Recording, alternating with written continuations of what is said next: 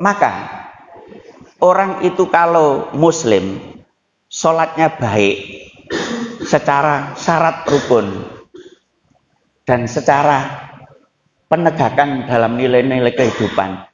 Jenengan lihat perilakunya. Ojo disawang khusuk sholate, ojo disawang sergap ke masjidnya. Walaupun dia sergap ke masjid, tapi dalam interaksi sosial lemah, itu berarti sholatnya belum komplit. Andai kata diterapkan awalu ma yuhasabu yaumal qiyamati as-shalah, itu hanya sekedar keabsahan dan kesahan sholat itu berpahala atau tidak. Tapi nanti kalau diaplikasikan kepada pahala itu nanti masih menyertai atau tidak, ternyata itu masih diukur bagaimana cara dia menegakkan nilai-nilai sholat itu dalam kehidupan.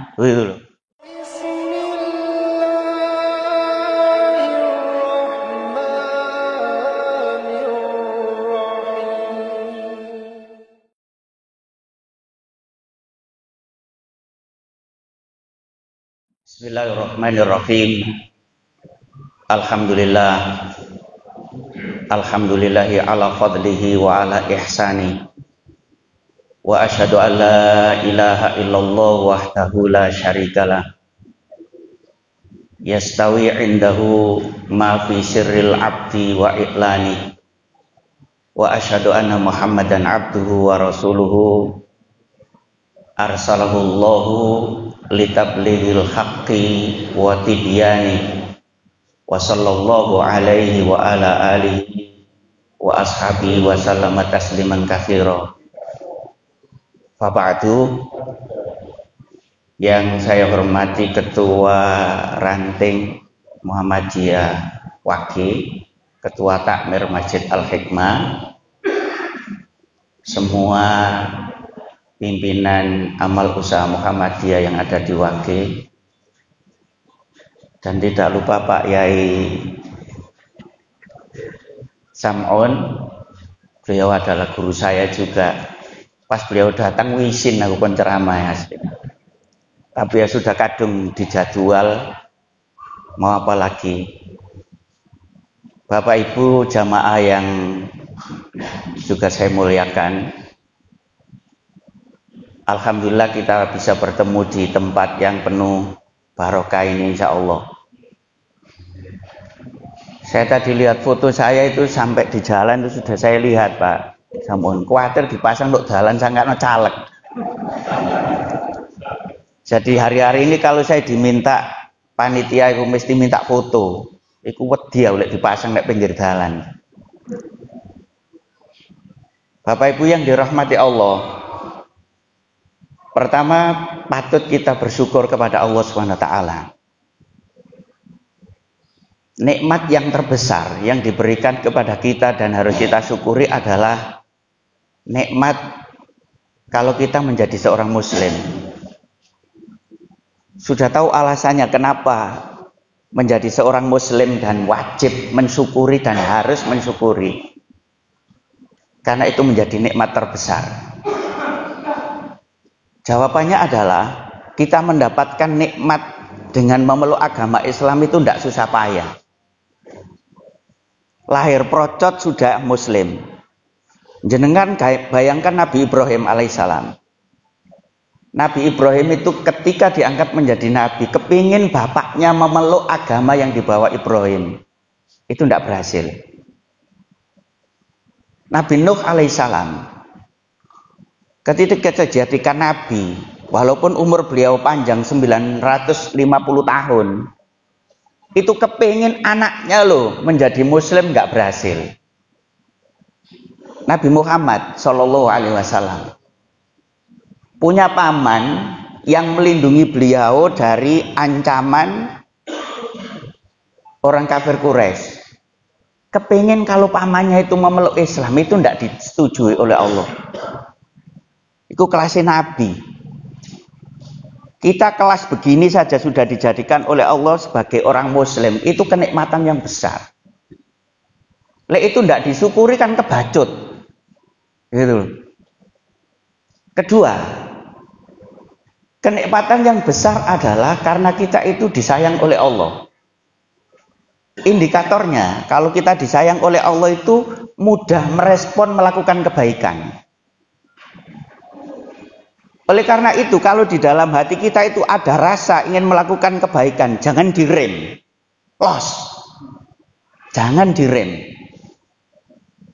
Ketika kita keluar rumah, punya uang 2.000, mau disedekahkan, itu menunjukkan kalau saat itu Allah menyayangi kita juga. Itu aja direm. Kasihkan orang. Mana buktinya kalau indikator kita itu mudah melakukan kebajikan itu adalah berarti disayang oleh Allah. Rasulullah sudah mengatakan, Innallaha yu'tid dunya ila man la yuhibbu wa man yuhibbu. Wa la yu'tid dina illa man yuhib. Faman a'tad dina faqad ahabbahu. Allah kalau memberi harta benda itu ndak pandang bulu. Orang yang dicintai pun diberi, orang yang tidak dicintai pun diberi. Kalau masalah duniawi. Tapi untuk masalah agama itu tidak diberikan kepada orang yang dicintai. Maka barang siapa yang merasa sudah memiliki agama, ketahuilah bahwa kita itu dicintai oleh Allah. Berarti harus los.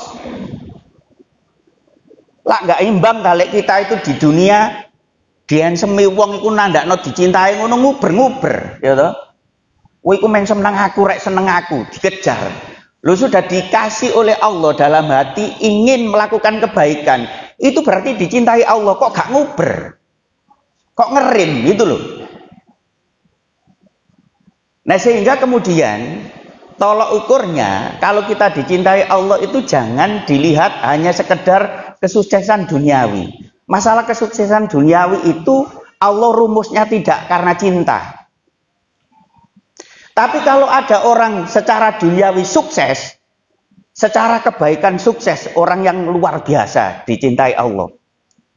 Tapi hanya sekedar duniawi sukses, tapi masalah ibadahnya itu ndak, wis jangan dijadikan ukuran.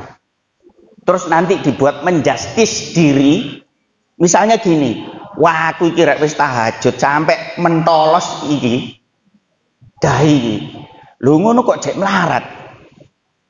Wong sebelah itu lo gak tahu, ojo maneh sholat wudu lo gak ero, tapi kok ya sogi, wis ngono gatek wudu-wuduan, iku goblok. Jadi kesuksesan bukan di situ. Artinya kecintaan Allah bukan hanya sekedar itu. Tapi kita mudah merespon kebaikan. Itulah tanda kalau kita dicintai Allah. Dan kita patut bersyukur. Bapak Ibu yang dimuliakan Allah, ini kan momennya momen liburan nasional karena Isra Mi'raj. Saya tidak bicara itu, sudah cukup disampaikan oleh Bapak tadi. Tapi saya langsung ke menegakkan nilai-nilai sholat dalam kehidupan. Ini temanya kayak sederhana, kayak wopo tema itu, tapi nanti kita kaji. Apa efek negatifnya kalau orang itu tidak menegakkan nilai-nilai kebaikan yang itu terinspirasi dari filosofi sholat? Kita cek. Yang membagi waktu tadi itu kan menyampaikan hadis. Awwalu ma yuhasabu yaumal qiyamati as-shalah. Idza saluhat saluha sairul amali wa idza fasadat fasadat sairul amalihi. Ini harus kita cermati dan kita pahami secara komprehensif menyeluruh. Sampai jangan terkecoh dengan hadis ini karena kerdil memahami. Ini jangan dipahami kalau sholat itu secara syarat rukun cukup berarti sholat sah terus sudah berpahala. Berarti kemudian yang lain itu ikut. Jangan. Oke, jenengan sudah aktif sholatnya toh, nggak pernah tertinggal. Andai kata ketiduran pun tetap dilaksanakan walaupun mundur, kan gitu toh. Jenengan sudah yakin kalau melalui syarat rukunnya sholat itu sudah oke, sudah sah sholat jenengan? Jawab sudah nggih. Berarti ada kemungkinan berpahala kan? Berpahala. Pertanyaan saya kedua, pahala yang kowe sampean tapi pindah tangan. Pahala itu nanti milik jenengan atau pindah tangan? Siapa yang bisa jawab? Kok oleh iki? Oleh TV. Ayo, pahala sholat jenengan yang sudah jenengan yakini dengan ukuran syarat rukunnya sudah oke, sah, dan itu berpahala. Pertanyaan kedua, pahalanya nanti memang betul milik jenengan atau pindah tangan? Lho iku lho kok mlayune nanggone menegakkan nilai-nilai sholat dalam kehidupan. Oh gak gampang. Waduh tak kok medeni, gak medeni ancane sampean kudu wedi. Karena nanti kasihan toh jenengan sudah sholatnya luar biasa, nanti di hari akhir lo pindah tangan. Gara-gara jenengan lemah dalam menerapkan nilai-nilai dari filosofi sholat itu dalam kehidupan. Sholatnya sah secara hukum, berarti berimplikasi kepada pahala. Oke, pahala. Tapi masalahnya pahala nanti bisa pindah tangan. Itu karena faktor kelemahan kita dalam menegakkan nilai-nilai sholat dalam kehidupan. Makanya begini, saya pesan kepada bapak ibu yang sholatnya sudah luar biasa. Wis tahajudnya kenceng, sembarangannya kenceng. Tapi sudahkah kita itu menegakkan nilai-nilai sholat dalam kehidupan? Masalahnya itu bermasalah besar. Hadis itu yang disampaikan oleh bapak tadi itu adalah mengenai hak Allah semata. Hak Allah. Dan sholat itu adalah hak Allah. Sehingga yang dihisab di hari akhir, pertama kali dihisab itu adalah sholat. Itu mengenai hak Allah. Tapi ada hadis lain yang juga nanti posisinya dihisab pertama. Mengenai hak sesama hamba. Awwalu ma yuhasabu yaumal qiyamati fid dima. Pertama kali yang dihisab oleh Allah yang itu berhubungan dengan hamba adalah urusan darah. Urusan darah ini simbol besar mengenai hak orang lain. Kok jenengan lak ketemu, oh berarti nilai-nilai dalam sholat itu harus ditegakkan dalam kehidupan. Sehingga secara hukum sholat kita yang sudah sah dan insya Allah berpahala itu, pahalanya tidak berpindah tangan. Itu penting. Sebelum saya lanjutkan, saya perlu menyampaikan begini. Di akademisi itu biasa berbicara masalah penelitian tentang negara mana yang paling islami kehidupannya.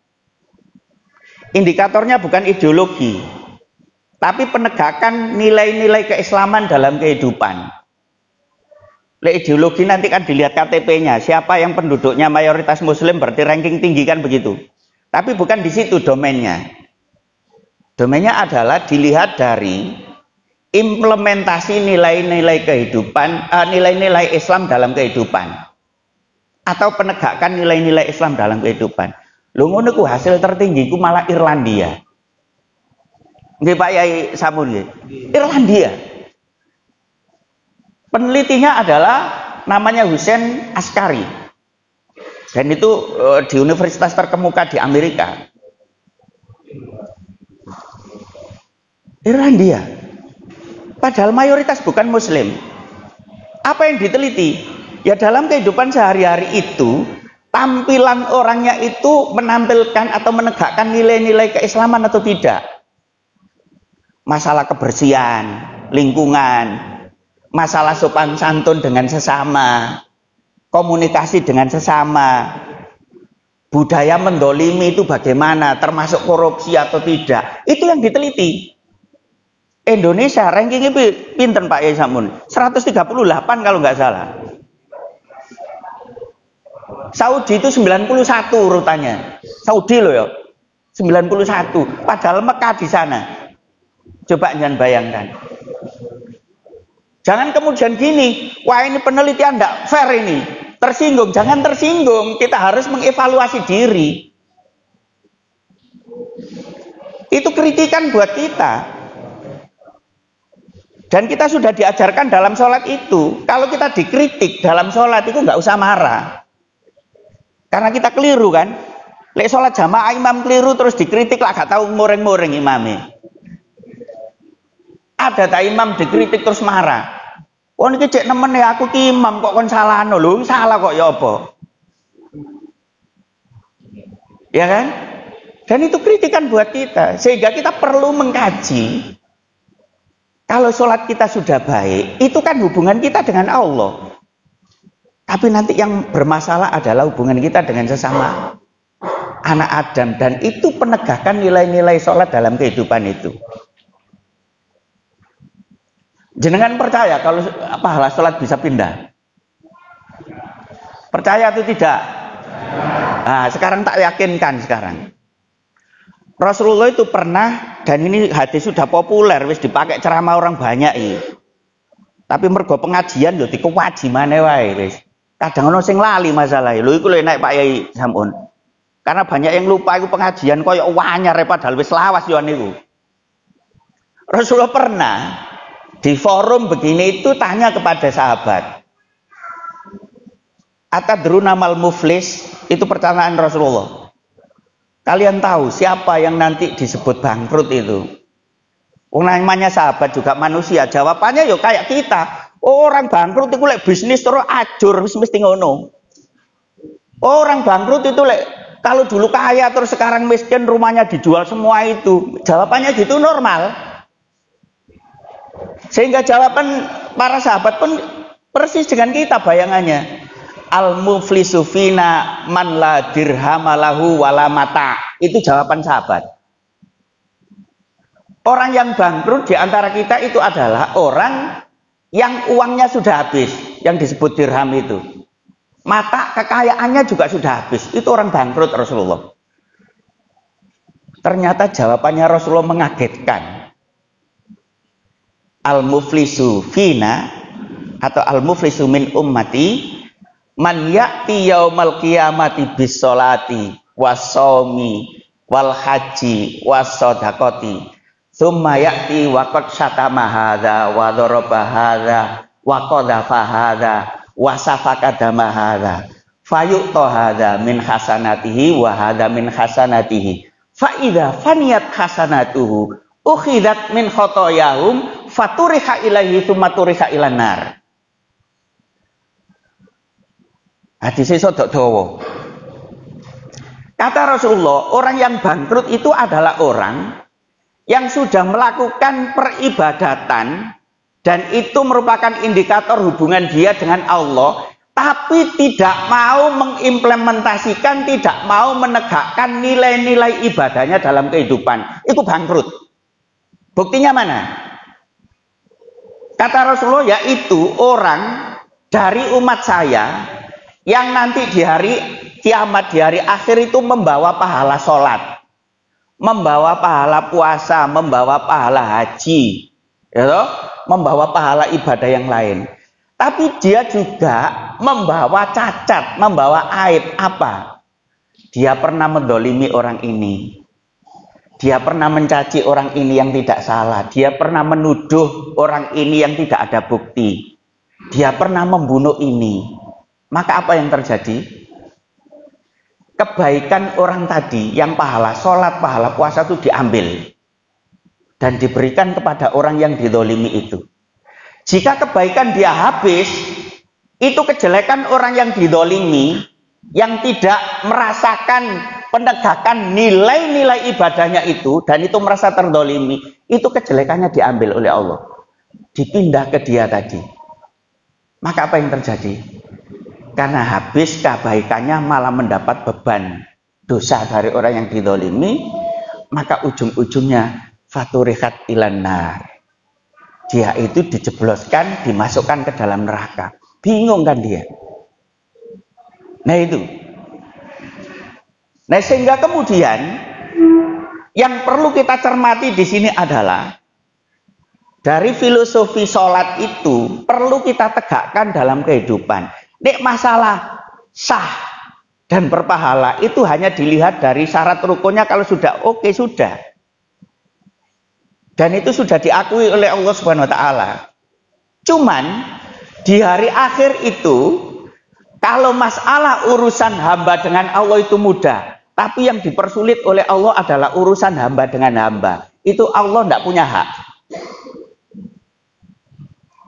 Jenengan kan sering mendengar ini toh, ceramah masalah mendapat syafaat itu loh. Walaupun orang amal baiknya sedikit, seharusnya berhak neraka itu bisa diampuni. Itu apa masalahnya? Itu masalahnya adalah hubungan dia dengan Allah saja. Tapi yang masalah dengan hamba itu Allah tidak mau tahu. Terserah hamba ini. Dia mau memaafkan atau tidak. Kalau hamba itu, masalahnya di akhirat ini sudah. Kalau di dunia kan masih ada kesempatan lain. Ini di akhirat. Itu Allah memberi hak penuh terhadap manusia.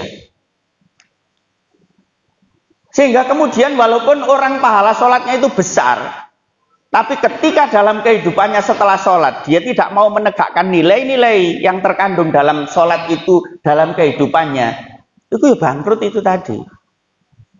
Bangkrut. Maka nilai teko masjid, gitu. Terus kemudian, ini contoh kecil loh ya. Dari masjid kita ketemu paku, itu yakin. Kalau Allah itu memberi kasih sayang terhadap kita, di hati kita itu sudah tahu, aduh ini membahayakan. Dan kemudian kita ingat dalil, di antara kebaikan adalah menyingkirkan apa yang nanti bisa menyakiti orang di jalan itu. Kalau sudah ada rasa begitu, itu berarti Allah menyayangi. Los, jangan direm apa? Ambil buangan. Itu. Dalil yang dicantumkan oleh Rasulullah, itu kan orang baik menjadi nggak dapat apa-apa. Tapi ada kebalikannya kan. Dan itu kita perlu cermati bahwa itu faktor dia mau menegakkan nilai-nilai keislamannya. Apakah nilai-nilai yang terkandung dalam sholat dan seterusnya. Contohnya, dan itu populer. Sing kelasnya pelacur pula dosa gede loh. Pelacur ya. Tapi ada riwayat pelacur loh bisa masuk surga. Itu apa masalahnya? Apa masalahnya? Nah, memberi minum anjing itu apa? Bentuk ibadah apa itu? Kasih sayang. Dan itu adalah penegakan nilai-nilai keislaman. Kalau dihubungkan di sholat, ya filosofi dari sholat itu. Loh, itu menjadi penyebab. Kenapa itu dinarasikan oleh Rasulullah Shallallahu Alaihi Wasallam melalui sabdanya? Biar dipahami umat. Orang itu jangan fokus semata-mata hanya ibadah yang hubungannya antara dia dengan Allah. Perhatikan sosial. Perhatikan sosial. Saya saat ini hampir tuntas membaca buku judulnya Al-Haya Ba'dal Maut. Kehidupan setelah mati. Dan itu saya jadikan ceramah rutin membaca buku itu. Saya mendapatkan ilmu banyak dari buku itu tentang nanti bagaimana di hari akhir itu. Di antaranya ada begini. Nanti di hari akhir itu ada orang baik. Secara hubungan antara dia dengan Allah. Berarti hubungan vertikal. Baik, wis ta. Tapi dia pernah membunuh orang. Tapi dilihat itu, waduh, ibadahnya tidak adanya ini. Pernah membunuh orang. Nah, di hari akhir itu, ketika yaumul hisab, itu pembunuh ini dibawa oleh orang yang dibunuh, dibawa ke hadapan Allah Subhanahu wa taala. Lalu orang ini mengadu. Dia bilang, "Ya Rob, sal hadza lima qatalani." Wahai Tuhan, tanya dia, kenapa membunuh saya? Karena membunuhnya tidak hak. Membunuh hak itu termasuk kisos, itu hak. Tapi ini membunuh tidak hak. Itu diputusi oleh Allah. Terus kamu minta apa? Ya berarti harus diputuskan karena dia membunuh saya tanpa salah. Maka harus ada keputusan. Apa keputusan Allah? Ya berarti ambil kebaikan dia semua. Kalau kebaikannya habis, keburukanmu tak kasihkan dia. Lalu secara matematika, penilaian ibadah orang ini seharusnya masuk surga. Tapi dia punya cacat implementasi nilai-nilai ibadahnya dalam kehidupan. Dia merugikan orang lain, membunuh itu. Itu belum bisa masuk neraka. Tapi di dalam buku itu, untungnya cerita ini begini lanjutannya. Lalu si orang yang menuntut haknya itu melihat ke atas begini dan di sana ada level surga yang menarik. Terus orang ini tanya, itu apa ya Allah? Itu surga. Waduh, luar biasa. Terus orang ini tanya, bagaimana saya bisa mendapatkan surga itu ya Allah? Dijawab oleh Allah, ya kamu harus membeli. Bagaimana cara membelinya? Jika kamu mau memaafkan orang yang kamu ambil kebaikannya itu, dan tadinya dia sebenarnya ahli surga, tapi karena kebaikannya kamu ambil itu menjadi ahli neraka. Kalau kamu mau memaafkan, berarti kamu mendapatkan surga itu. Level itu. Ada level-levelnya kan? Maka apa jawaban orang? Iya ya Allah, saya memaafkan saudara saya ini. Lalu Allah bilang, kalau gitu gandenglah tangannya. Maka tangan orang itu digandeng dan diajak masuk surga itu. Lho yuk dewek ketemu wong ngono, nek ketemu wong sing kenceng, wis gak ngurus banjungkel bandak ya apa sampean. Karena di akhirat itu sudah Allah tidak punya kuasa. Tidak punya. Kalau sudah hubungannya sesama hamba. Maka kemudian materi tentang orang nanti bisa jadi masuk neraka dulu lalu dimasukkan surga, itu urusannya hanya dia dengan Allah dosanya. Tapi ada dosa, artinya interaksi dengan sesama itu lemah. Itu loh yang menjadi masalah. Dan Allah tidak punya hak, itu diserahkan kepada orang itu. Nah maka di hadis yang bangkrut itu tadi begitu. Jadi walaupun dia membawa pahala sholat yang luar biasa, tahajud oke, macam-macam oke, tapi karena dia punya ciri implementasi nilai-nilai sholat itu tidak didekatkan dalam kehidupan sehari-harinya, sehingga orang sekitar itu merasa terdolimi, itu bahayanya pahala sholatnya bisa pindah. Ya apa? Nah oleh karena itu kalau kita sudah bagus sholatnya, imbangi dengan penegakan nilai-nilai sholat itu. Loh wong di sholat loh kita sudah menggebu-gebu komunikasi dengan Allah. Ihdinas siratal mustaqim, siratal ladzina an'amta 'alaihim ghairil maghdubi waladhdallin. Ya Allah, tunjukkan saya jalan yang lurus, yaitu jalan orang-orang yang Engkau beri nikmat. Nikmat yang dimaksud adalah orang yang dicintai Allah. Dan orang yang dicintai Allah itu adalah mudah melakukan kebaikan, sulit melakukan kesulitan. Dan jangan engkau tunjukkan saya kepada jalan yang engkau murkai. Orang yang dimurkai itu sulit melakukan kebaikan, mudah melakukan kejelekan. Lah kalau dalam kehidupan sehari-hari kita itu sudah dikasih rasa oleh Allah dalam hati. Waduh ini baik ini, segera laksanakan. Ini salah, segera tinggalkan. Itu berarti kita sudah diberi petunjuk. Lo sudah dikasih rasa begitu lo ndak respon. Ngono cek salat mana ihdinas siratal mustaqim siratal ladzina an'amta 'alaihim ghairil maghdubi 'alaihim waladhdallin. Ijek ngono neh. Jare Allah ngene, kok niki temenan to enggak iki karepmu iki gitu. Minimal kan sehari 17 rakaat itu wis kita baca di situ. Nah itu. Jenengan masih ingat toh? Ukuran baik dan tidak baik itu kan Rasulullah ketika ditanya itu jawabannya kan singkat. Singkat toh. Jadi ada orang tanya, ya Rasul ini baik atau tidak? Iku gak dalil dawa angger ayat angger hadis disebutkan oleh Rasulullah, tapi singkat. Istafti qalbak. Untuk ngukur ini baik atau tidak, mintalah fatwa hatimu. Apa maksudnya? Nek menurut jenengan, ngono hadiah. Apa maksudnya? Ayo. Lu kok disuruh minta fatwa hati lho apa? Hati bisa dalil toh. Ternyata sederhana. Orang itu sudah dipasang oleh Allah satu aplikasi dalam jiwanya, itu bisa mendeteksi kalau ini jelek, ini baik. Dan itu dari rasa. Percaya atau tidak? Saya tanya, misalnya di depan saya ini ada pencuri. Ada pencuri. Terus kemudian saya tanya, sing nyolong awakmu ya? Pertanyaannya, ini masalah hati loh ya. Dia langsung ginta. Oh iya, aku sing nyolong. Apa nutupi? Nah, siapa yang berfatwa untuk menutupi itu? Hatinya. Kenapa dia menutupi? Takut ketahuan. Jadi kita itu bukan karena faktor malu loh ya.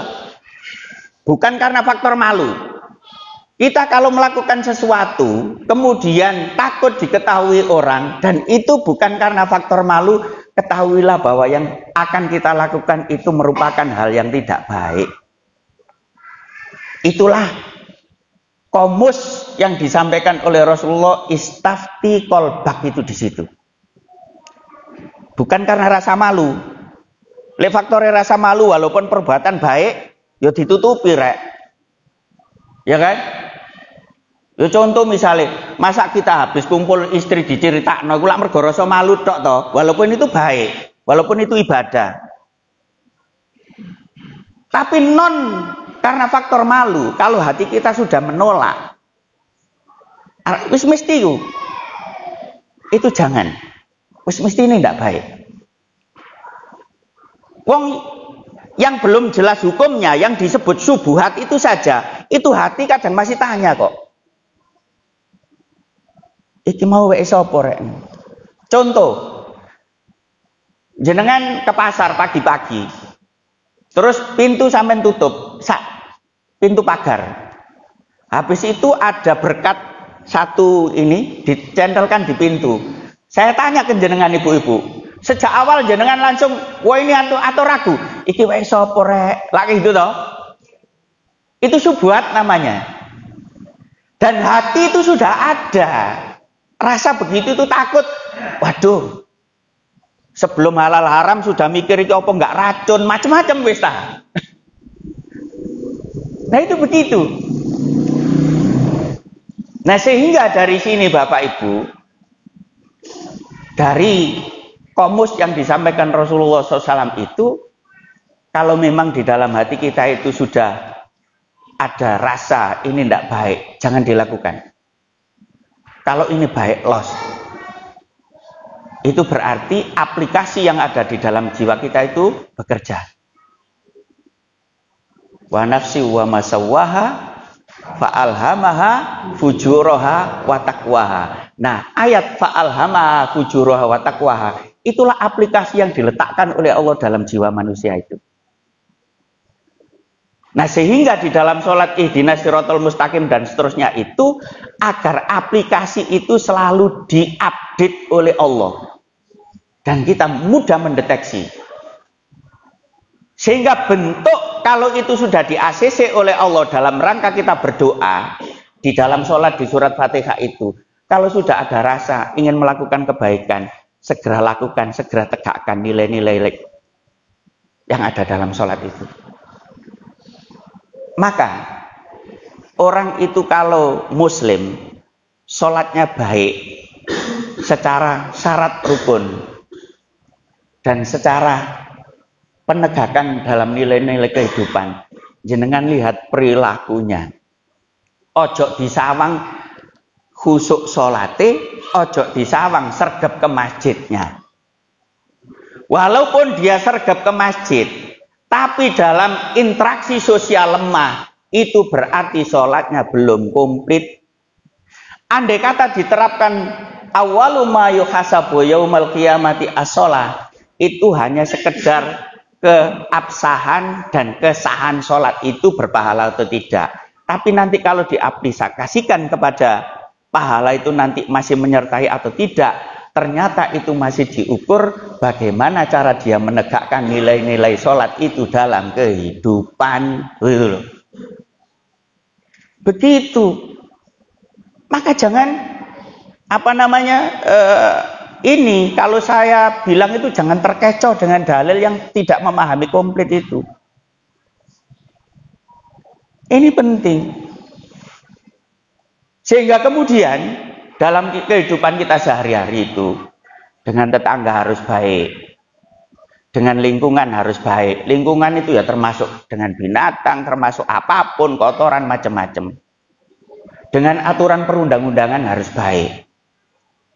Harus begitu. Itu penting. Ya sayang kan ibadah yang wis kadung umroh macam-macam, ya toh. Maka saya pernah ditanyakan begini, dikasih pertanyaan begini.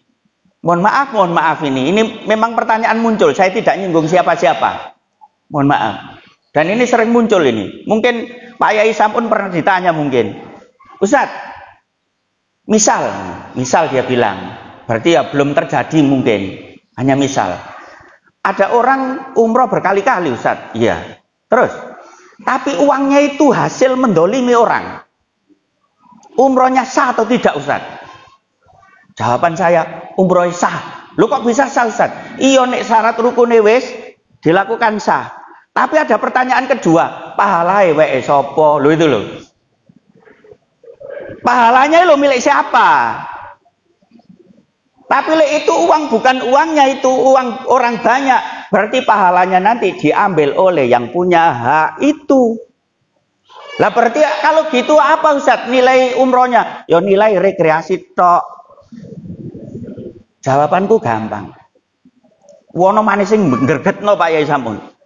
Pas masalah bakas opo sing nilai salat iku. Di antara koyok di surat Al-Ankabut ayat 45 tadi. Inna sholata tanha anil faksa wal mungkar.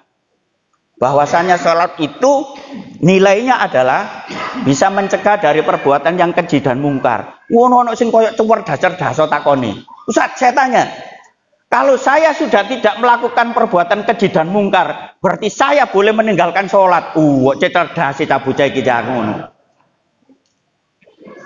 Koyoke gurune gak iso jawab, yo tak jawab singkat. Apa jare sampean ngono? Kan di ayat itu begini Ustaz.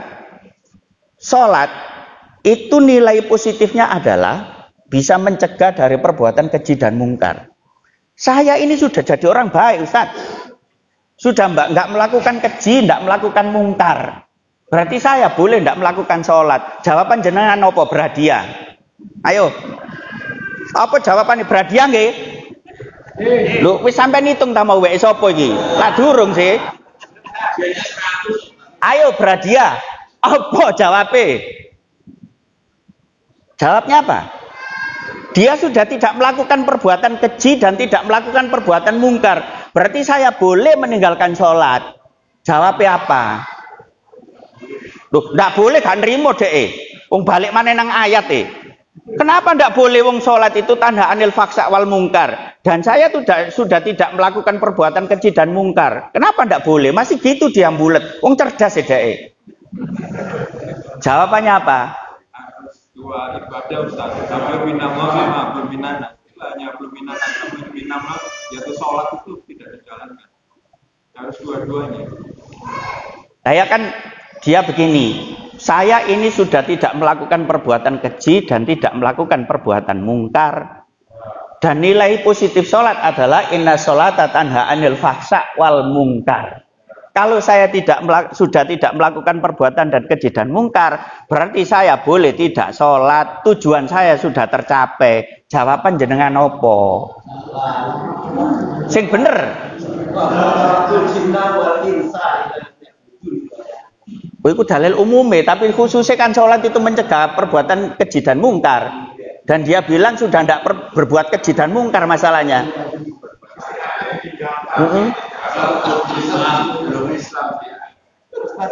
Tadi itu mungkarnya kepada keji dan mungkarnya pada manusia, tapi dia melakukan keji dan mungkar pada Allah. Apa? yang tidak sholat tadi. Ya, agak mirip ini. Jawaban saya waktu itu singkat. Sampean bilang sudah tidak melakukan perbuatan keji dan mungkar dan tidak sholat, berarti sampean masuk dalam perbuatan kemungkaran yang lebih besar, yaitu meninggalkan sholat itu. Gitu. Apa? Lek gak sholat berarti murtad. Lah ya mungkar gede toh. Nah itu harus kita pahamkan. Kaum liberalis itu sudah begitu, Pak. Sampean nggak percaya. Jadi kaum liberalis itu kadang dia apa ya? Cara melihat hukum itu dari apa namanya? Dasar filosofinya. Dasar filosofi itu usul fikih ilah. Penyebab ini nggak boleh itu apa gitu. Penyebab ini harus dilakukan itu apa? Contoh, penyebab minuman khamr itu diharamkan apa? Penyebabnya? Penyebabnya apa khamr diharamkan? Karena memberi kemudahan lebih banyak daripada Marodorotnya apa? Mabuk kan? Nah, kaum liberalis ini, lihat aku ngombe gak mabuk. Ayo. Lihat aku ngombe tapi gak mabuk. Berarti lah gak apa-apa. Nah. Loh sudah begitu. Jenengan sudah dihadapkan itu loh ya. Nah sehingga kemudian kadang orang menilai bahwa sholat itu merupakan ibadah terus cukup begitu, nilai-nilai nggak ditegakkan, itu karena rasionalnya begitu. Loh itu nyata. Jadi liberalis ngono. Loh aku ngombe lo gak mabuk. Terus gak apa-apa wong ayat itu jelas kok. Penyebab diharamkannya karena mabuk. Lek aku ngombe gak mabuk, berarti halal. Oh nulisan. Ono maneh sing mangkel ngene Pak Yai Samun. Iku lak turune nduk negara Arab. Negara Arab iku panas. Nek minum khamr iku panas, panas ketemu panas gak oleh. Tapi lho nduk kene puncak adem ya kudu ngombe khamr ngono gak kurang wajar ta ngono. Aduh. Ya nasib dhewek lagi uripno nduk ngene budaya sing wis ngene iki. Loh itu kita harus siap itu menjelaskan begitu. Nah oleh karena itu Bapak Ibu yang dirahmati Allah, kalau sholat kita itu sudah bagus secara syar'i, syarat rukunnya sudah oke, jangan lupa menegakkan nilai-nilai yang terkandung dalam sholat itu dalam kehidupan kita, biar nanti pahalanya tidak pindah tangan. Sayang loh ya. Dan itu bisa kecewa jenengan. Apa dalile sahih Ustaz? Sahih wis tak kaji ku. Itu loh. Sehingga nanti orang itu, aduh, ya apa rek ibadah sakmono lawase kok pindah kok yutun. Ya kan? Jadi diambil oleh yutun. Ya itu karena kita salah dalam persepsi dalil itu. Saya kalau membuat pertanyaan, pilihannya hanya ada dua, nggak ada ketiga. Lebih jenengan pilih mana?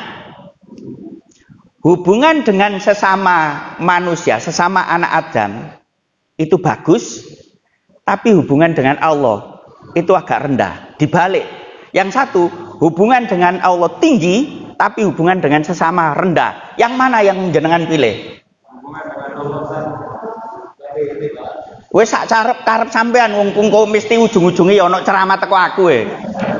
Ayo, jenengan pilih. Andai kata kita hanya diminta memilih hanya dua, gak ada pilihan ketiga.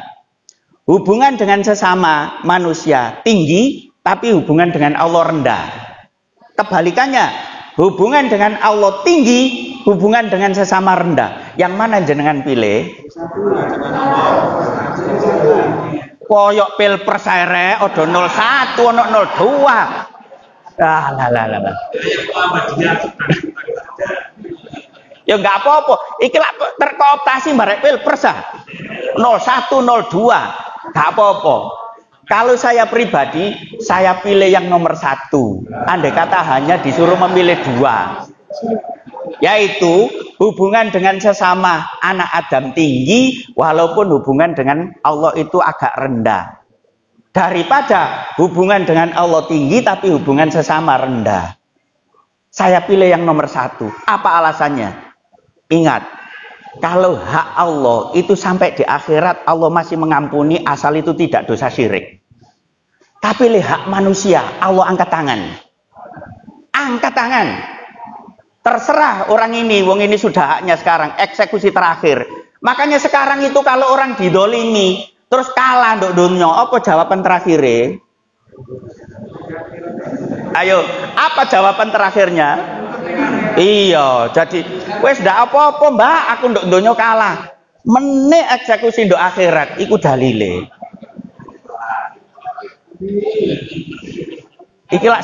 Iki aku ceramah sholat, ojo dirubah nang kampanye. Begitu Pak Bu. Nah sehingga kemudian dari pelajaran Isra Mi'raj yang itu perintah utama adalah sholat. Jangan lupa sholat ditegakkan, nilai-nilai sholat juga harus ditegakkan di muka bumi. Lek enggak bisa jadi tidak sempurna. Andai kata sholat itu sah berpahala, pahalai pindah tangan, gitu loh. Makanya kita harus cerdas, mikir dewe-dewe. Waduh rek, sholat kuwi apik rek. Tapi hubunganku sesama apik apa ndak ya? Dengan lingkungan apik apa ndak ya? Apakah saya masih mendolimi orang atau tidak ya? Itu harus dicermati.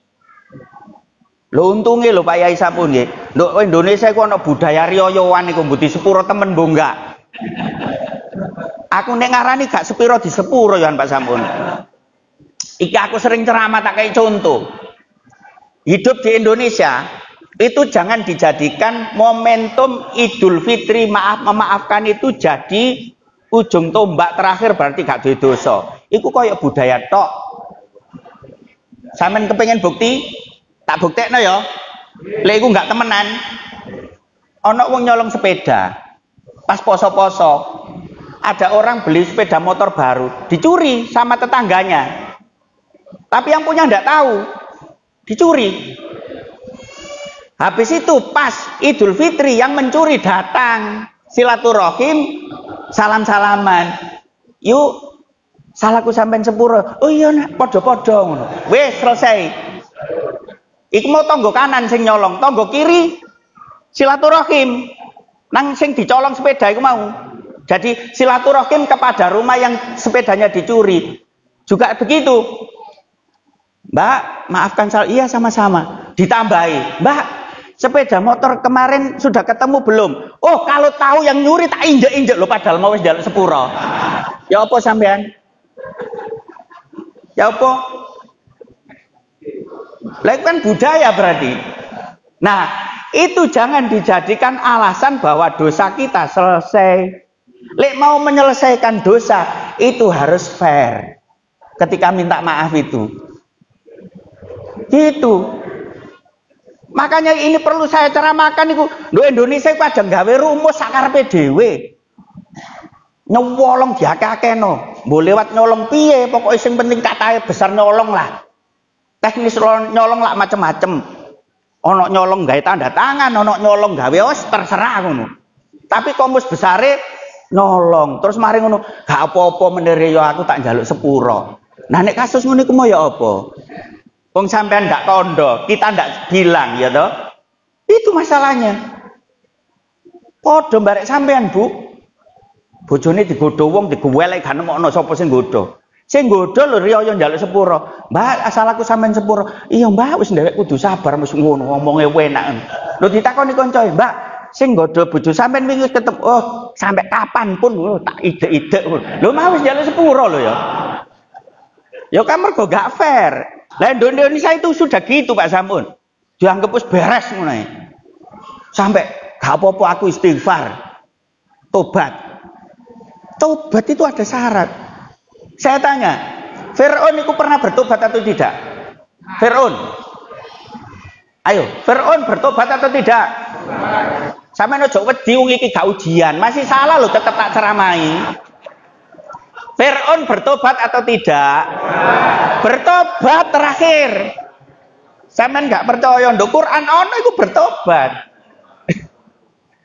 Kata terakhir yang diucapkan Fir'aun ketika dia tenggelam dan sudah habab mau mati, itu sudah dibayang-bayangi siksa neraka. Lu ngono lagi ngomong, Qala amantu annahu la ilaha illalladzi amanat bi banu Israil wa ana minal muslimin. Itu kata istighfarnya Fir'aun. Fir'aun berkata, tidak ada Tuhan yang patut disembah kecuali yang disembah oleh Bani Israel. Yang disembah Bani Israel ya Allah itu. Tutup Bani Israel sing saiki lho ya. Dan dia menyatakan wa ana minal muslimin, dan saya termasuk orang yang berserah diri. Apa jawabnya Allah? Al-an kan gitu. Lo baru hari gini kamu begitu kan gitu. Fir'aun baru begini kamu tobat. Faqad aisaita qablu wa kunta minal mufsidin. Enggak pantas kamu tobat sekarang Fir'aun. Ya kan? Kamu lo dulu-dulunya itu sudah maksiat, sudah membuat kerusakan di muka bumi. Ya toh? Pertanyaanku, yang dirusak di muka bumi oleh Fir'aun itu apa? Ayo. Ayo. Tauhid. Tauhid toh? Enggak. Fir'aun membangun infrastruktur atau tidak? Bangun pol sampai sekarang ada ya termasuk jalan raya itu saking aneh wae bendino didandani. Iku asline ngono dasare mbiyen Fir'aun sing bangun. Termasuk arah ke piramida iku Fir'aun sing bangun iku. Itu infrastruktur dibangun. Fasilitas sosial dibangun. Tapi yang dilakukan kerusakan di muka bumi oleh Fir'aun adalah membuat undang-undang yang undang-undang itu berorientasi mendolimi rakyate. Dan itu ifsad. Termasuk membunuh. Lho sampean delok politik Fir'aun lho. Wong gak dikandani ambek intelejene. Fir'aun, kamu terancam kekuasaanmu. Apa? Gak kampanye lho ya. Kamu terancam kekuasaanmu. Masa iya? Dan yang akan mengancam kekuasaanmu jenis kelaminnya adalah laki-laki. Ketika informasi ngono langsung nulis seret keputusan.